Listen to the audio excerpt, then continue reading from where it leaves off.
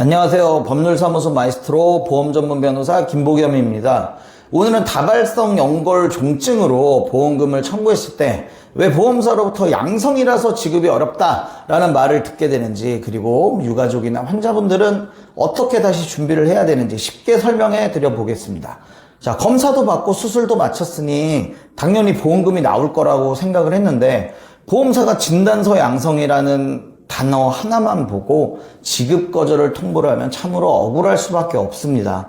하지만 보험사는 환자의 고통보다는 서류를 먼저 보게 되는데요. 서류에 적힌 표현 하나하나에 따라서 수천만 원의 진단비, 향방이 갈리는 일이 실제로 비일비재합니다. 여기서 가장 중요한 핵심은 병명 그 자체보다도 조직검사 결과가 어떻게 나왔고 또 그 내용이 진단서에 어떻게 반영되었느냐 하는 점입니다. 약관에서 정한 진단 확정이라는 기준을 따질 때 결국 조직검사 결과가 모든 판단의 중심이 되기 때문입니다. 우리가 한 가지 차분하게 정리하고 가야 될 사실은요, 다발성 연골 종증이라고 해서 무조건 경계성 종양으로 인정받는 건 절대 아니라는 점입니다. 연골종이라는 게 여러 개 생기는 상태로 설명되기도 하지만 조직검사 결과가 단순히 양성 쪽으로 치우쳐 있다면 보험사도 당연히 그 방향으로 결론을 내리게 됩니다.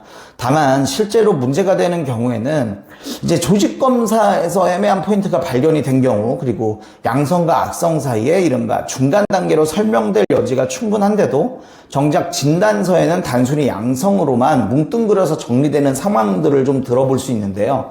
WHO 분류에 따르면 연골성 종양은 양성부터 중간 단계 그리고 악성까지 세밀하게 나누어서 설명을 하고 있습니다.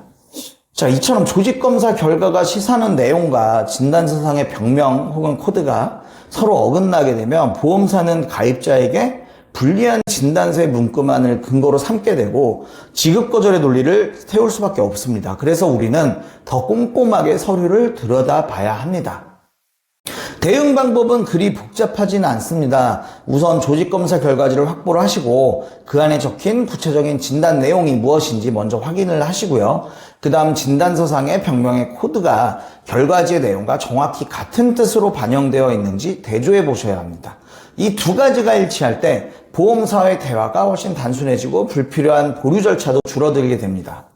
만약 결과지 문장이 너무 짧거나 내용이 모호한 경우에는요, 주치의를 찾아가셔서 이 결과가 임상적으로 어떤 의미인지, 그리고 진단서에 어떤 방향으로 기재가 되는 것이 의학적으로 타당한지 한번 확인을 요청하는 것도 큰 도움이 될 수 있습니다.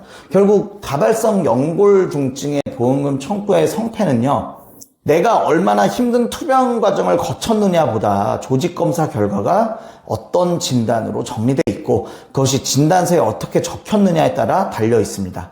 이 두 가지만 정확히 맞아떨어진다면요, 청구 과정에서 큰 문제 없이 정당한 보상을 받을 수 있습니다.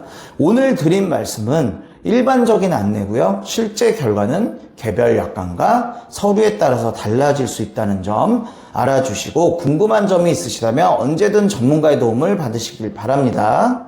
감사합니다.